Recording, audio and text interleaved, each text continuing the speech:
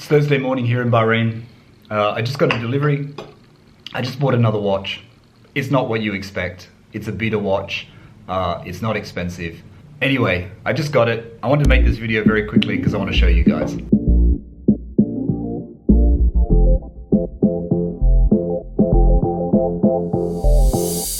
Good afternoon everyone, good afternoon and welcome back to another video. Today I am going to show you my new BEATER watch, and I guess by the title of this video you already know what it is. Yes, I am late to the party. I'm late to the parade for this one. I know this watch has been is all over YouTube, I guess. I have seen a lot of videos, and that's where I got the idea from it, but I actually also had the idea in my head because I always liked another line of their watches. What am I talking about? I'm talking about the Seiko Divers watch. I wanted a BEATER watch. I wanted a watch that was something I could just wear. Didn't have to wear my Rolex, didn't have to wear my Panerai. I can just wear it swimming here, I can wear it running. The classic BEATER, the famous BEATER. And you know, if anything's as famous for its qualities as being a very reliable and very cool, by the way, BEATER watch, it's the Seiko. And it is the Seiko SKX007, right? 007. This is too close. Yeah, so the Seiko Divers watch. So I've actually just got one. We are under, obviously, partial lockdown here in Bahrain. All the shops are closing today. There is going to be a curfew here, but DHL still got through. Now I bought this from creationwatches.com. I came across it from one of the watch forums. Someone was talking about how they had the watch. I also, when I was thinking about buying this, watch, I noticed there was a couple of articles that had been discontinued. The one I've got is the J series, SKX007 is it, J. It's also not on the rubber strap. I didn't get the one on the rubber strap. I'll show you what I've got in a second. But it is the J. J denotes that it's made in Japan. The dial is slightly different. I might go through those differences in this video, maybe in a different video. Today I just wanted to show you the watch. I know some of you guys have probably seen it before. Classic BEATER. It's not 100% reliable. I mean, the timekeeping, I think it can lose a bit of time, quite a bit of seconds over the days. It's not a Rolex. It's not meant to be a Rolex, but I really, really like how it looks. I've also bought a pin tool to take the strap off because I never had one, and I've also purchased a strap from Uncle Seiko. Uncle Seiko made these straps, these rubber waffle straps, and I bought a different strap for the watch. I didn't want the Seiko rubber strap, so I bought one from Uncle Seiko. I'll put the links down below. And I bought the Tropic strap from Uncle Seiko, which I'll show you in another video when it arrives. I don't know where that is. I ordered the watch tool, 611 watch tool to take the pins out from, was it Otto Frey in US, Otto Frey? It's a site that I'll put the link down below as well. I'll put the name up here just in case I said it wrong. But I've been looking at them because I have an old Omega Flightmaster from 1970-ish, 911 caliber Omega Flightmaster. It needs some repair. I was looking at them to get spare parts. The Omega Flightmaster, I'm actually going to get it fully, partly restored through Omega in Switzerland, but that's when all this, when all the COVID-19 thing hopefully goes away. But anyway, I bought a BEATER watch. I need a BEATER watch, and I think hopefully it looks pretty cool. I'm glad this is not a Rolex because it doesn't feel like it's been packaged that well. I've read good things about Creation watches. I hope it's okay. I'm sure it is. If it's up to the task and you can knock it around, I think it should be okay. So let's open it anyway. I need to put that on my hands because, I don't know, this package has been around the world and you know what's happening lately. It's a bit scary. So, but I still have to cut it, but I'll do my hands again. Okay. I mean, the Seiko, I won't show you my address. So it's been wrapped okay in this box. Let me just open this. Yeah, so the Seiko watch, if you read online and you read, if you read a lot of the if you read a lot of the forums and watch blogs, you'll see that the Seiko is, you know, it's supposed to be one of the best beater watches. It's supposed to be, you know, it's a Japanese watch. This one, like I said, is the Japanese version. The history of this watch began in 1965, and the history of the watch started in 1965. This actual model, I think, was around 1996 or 1997. I mean, they packaged it very well. They have actually packaged it very well. So that's the box. What was I saying? Yeah, 1965. It has a long heritage. I think the first model was the 62 MAS or something like that. I think that's what Seiko fans call it, 62 MAS. This one is a descendant of that, I guess. I think this one was released in around 1997, somewhere like that. I need to read up more about the watch. I know a lot of people mod these watches. They change the bezels. They try to discolor the patina on the dial, all of those things. So inside the box, we have another box. We have worldwide guarantee. We have a Seiko certificate guarantee. 23rd of March 2020, date of purchase, that's about right. Like I said, this was bought from Creation Watches, which is in Singapore, I believe. Nothing else in that box, that's it. Okay, so this watch, and this is the first time I've really seen it, and I hope you guys can see that okay.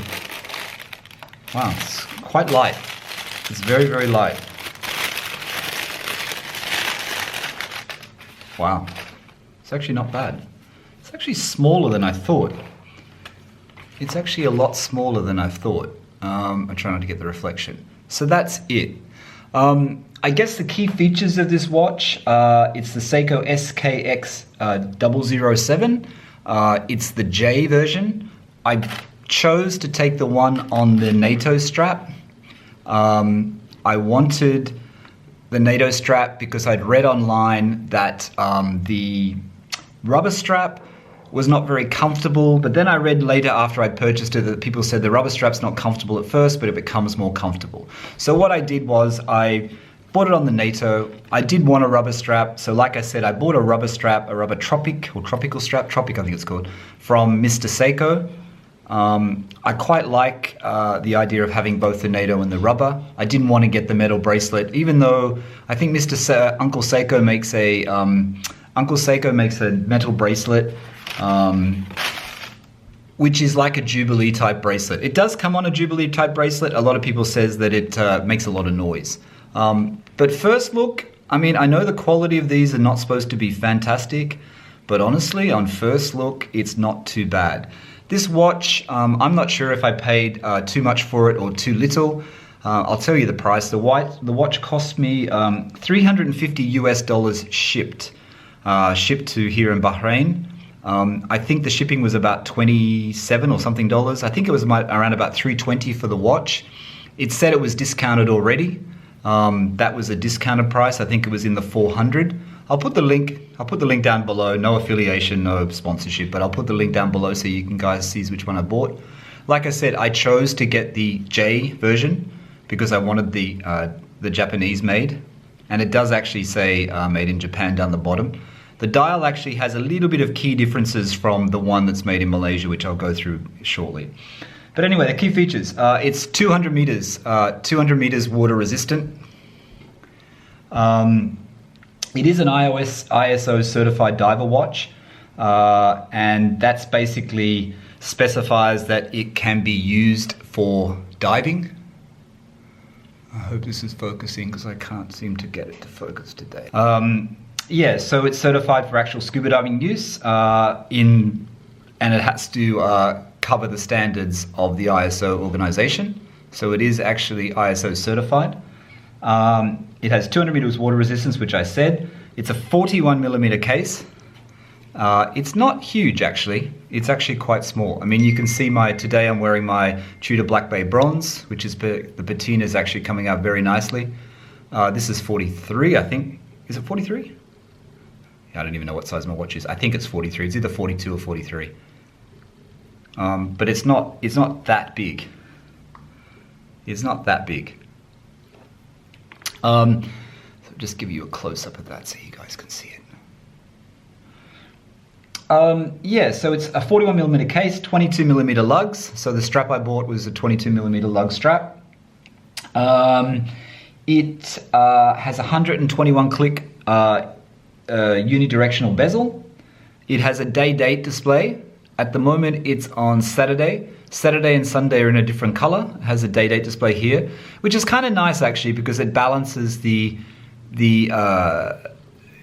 position here. It makes it more balanced because you don't have the luminous marker there. So it is quite balanced, which is nice. What else? I'm just checking my notes because I can't remember everything. Yeah, the day-date display, like I said, here. What else? It has a screw-down crown, and the screw-down crown is a little bit different, and it's down here at 4 o'clock. Day-date is at 3 o'clock. This is at 4 o'clock. The case is stainless steel. Stainless steel, what is it? The code 316, isn't it? 316 stainless steel, 316L stainless steel. Obviously the crown is oversized, but a lot of people actually change this crown and make it even bigger. I think it sticks out even more, but it is quite an oversized crown. What else? So the luminous marker at 12 o'clock. I mean, the bezel has quite a nice click to it. It actually does have quite a nice click to it. It's got quite a nice feel. It doesn't, and I've read reviews about this, I don't know if your hands are wet or sweaty, it may be a little bit slippery. The numbers on the bezel are very clear to read. The combination of the black and the black dial and the slight orangey red branding on the front of the dial is very nice. But like I said, this could be a little bit slippery. It does feel like it could be slippery, and I have actually read that on someone else's review. The crystal is flat. The front crystal is a flat face crystal, chamfered edge. Readability, I mean, the dial is really easy to read, and I think that's what's great about it, and I think that's what works so well as a tool watch, as a diver's watch, that it is really easy to read. Of course, I'm not going to dive in it, I'm going to swim in it, I'm going to run in it, like I said, but it's very clear.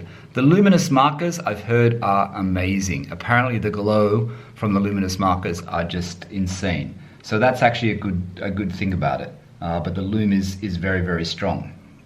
I like the size of the day and date. I think it's a really good size. It's very easy to read. Like I said, I think the positioning is spot on there. But obviously it's not a Blancpain, it's not a 50 fathoms. You know, I think Seiko originally might have got inspiration from the 50 fathoms, the Blancpain 50 fathoms. The 50 fathoms is a watch that's on my list. And the Blancpain 50 fathoms does have the very polished steel case. I kind of like this polished steel case here. It looks like it's brushed here. There is probably, I guess, similarities to the Blancpain. Blancpain has the date here, but you know, the evolution of the diver's watch from the 50s, you know, everything is an evolution of some other brand, really. It seems that way. Okay, on the back you can see there's a blue protective sticker, and that's covering Seiko's trademark Tsunami logo, which is really nice on the back. The finish, like I said, the make of it for what it is, seems pretty good. I was watching another YouTube video and they said when you first pull it out, and it could have been Bark and Jack actually, could have been Bark and Jack, but when I was watching his video, I think he said, you know, on the first view, it looks very, what's the word? It looks very, quality looks very good. And it's after a couple of days where you start to notice the imperfections. I don't expect it to be perfect. I do expect it to be, like I said, it's my BEATER watch. The mechanism in this watch is very shock resistant. I think it's a construction of the mechanism. I don't know the actual proper details of what it is. The caliber is the S7S26 caliber. It has 21 joules, and apparently it beats at 21,600 BPH. Quick set day and date, and display and automatic bidirectional winding via Seiko's maintenance magic lever system. So it's based on movement, of course. It's not a manual wind. It is from movement on the wrist, as per Rolex. But all in all, I think the quality is there. I think it's, you know, it's supposed to be the best BEATER watch of all time. I have been looking at other watches. I have been looking at other micro brand watches that a friend of mine keeps sending me links for. There is one from France, which I'm just going to check on my computer because I can't remember the name. And I really do like them. Oh, Ralf Tech. It's a watch called Ralf Tech. If you haven't seen it, I'll put the link I'll put the link at the bottom of this video. But the Ralf Tech is a really nice divers watch. There's some really great ones. But unfortunately, the Ralf Tech is like somewhere like 1,500 euros to like 2,500 euros. As I said, this cost me 350 US shipped. I bought a strap from Uncle Seiko. Uncle Seiko's strap was about 50 US, and then I bought another, the tool, the watch tool, 6111 watch tool, which cost me about another $30, $50, maybe $50 US shipped, because shipping to Bahrain. But yeah, so that's the watch. Maybe I should show you what it's like on the wrist. So as I said, today I'm wearing my Tudor Black Bay Bronze. I know I've had some questions about my Black Bay Bronze. That's the patina. I've had this watch almost for 1 year. Almost 1 year. This strap is a beautiful, beautiful strap. I love this strap. I haven't actually used the fabric strap. But that's the finish. It is going grayish, greenish on the side here. But I like it. I don't wear it as much as I should. I've actually had it on the winder, which is why it's working, on my winder I bought the other day. I'll put the link here if you haven't seen that video. But that's my Tudor Black Bay. And as you can see, I'm very clumsy in trying to work out how to put it on. Wow, it's not a very big strap. Oh, actually it's okay. Actually, it's quite a good strap. I quite like it. I don't know whether it's a Seiko branded strap or it's another branded strap. Okay, so that's it on the wrist. It's comfortable. I like the double keeper on the NATO. I will set the time properly. I think it looks pretty good. I think it's actually quite nice. So that's it. And the black NATO, I didn't realize I was going to buy an orange NATO strap, and I didn't realize it actually does come, you can actually buy it on a orange NATO as well. But I think the black was the right choice. I think the orange would have been too light. I do like the idea of getting a green NATO strap. I did see a green one on a couple of videos. But I think it looks pretty good. I mean, of course, it's not a Rolex. It's not meant to be a Rolex. It's meant to be my beater watch, my watch for swimming, my watch for running. I don't like the idea of an Apple Watch. I bought one or two, and I've returned both of them because they didn't sort of work for me. But I think it looks pretty nice. It sits quite nice on the wrist. It's quite comfortable, and it's quite light. Yeah, so that's it. There it is. Seiko SKX007J NATO. There's some other long code. Oh, what's the difference between the Malaysian one and the Japanese one? The rumor is that one wasn't made in Japan and one wasn't made in Malaysia, but apparently it is. This one is actually made in Japan. The other one is made in Malaysia. The difference is on the dial, and let me just take it off and I'll show you. The dial has a little bit more extra text, and I don't know whether we can see it. Okay, so it has 21 joules, which the Malaysian one doesn't have.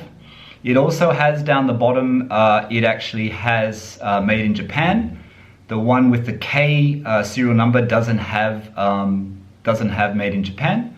And like I said, the 21 joules. Some people say that the quality of the case, the quality of the finishing of the case, I did see someone that had both. And someone said that the quality of the case, I'm just trying to get that in focus for you guys. The quality of the case is actually better finished on the J version. I don't know if that's true or not. If you have one, let me know in the comments. I'm pretty excited though. I'm pretty excited about getting my Uncle Seiko strap. I do want other strap ideas. If you've got this watch, let me know in the comments what straps you would recommend for it. Let me know what straps you have. Let me know what mods you've done to it too, if you've done any mods to it. I know that Bark and Jack was doing some mods, and I watched his video the other night, which is very interesting. I'm a keen follower of that channel now. Adrian, if you're watching, you have great videos. You're very inspiring. But this is my Seiko. I like it. I'm really, really happy with it. I'm gonna wear it, and I'm gonna wear it with pride. It's a really good design. Like I said, it's got the history behind it. It's supposed to be not unbreakable, but it'll stand up to the task. It'll stand up to the task required. You can swim in it, I can run in it. I don't have to be worried about it like my Rolex. I don't have to be, you know, I don't have to be fussed about it. And that's what I wanted. I love the crown here at that position. And I think, you know, it was money well spent. I have seen other videos online where they say it's cheaper than what I paid for it. Maybe the price has gone up. Maybe the price has gone up because it apparently is discontinued. Also, if you know that, let me know in the comments. Is it discontinued? I think it is. I think I read another article yesterday where Seiko has quietly discontinued it because they want you to buy the turtle and those ones, the new ones. That's what I was originally going to buy. I've been looking at them for years, the ones in Japan, which are quite readily available now. And there's a lot of limited edition prospects, you know, divers. But they're a lot more expensive. I didn't want to spend that money. I'm still working out my next Rolex purchase, or Blancpain purchase, or AP purchase.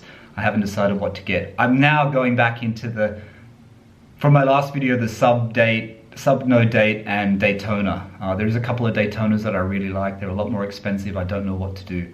Then there's the AP Royal Oak Divers. So I really do like the Divers watches. I've been a fan of Panerai for years, as you guys know. But for a daily beater, I don't think I can beat this. That's about it. Thanks for watching the video. I hope you enjoyed it. I should always introduce myself. Some of you guys know me, some of you don't. My name is Michael Bath. I do videos about Porsche, I do videos about watches now, and I do video about tech and a little bit of travel. Even though no travel at the moment. Based in Bahrain, and I think that's about it. Thanks for watching. If you enjoyed this video, thumbs up, and please hit the subscribe and notification button. More videos to come. Thanks for watching. Bye for now.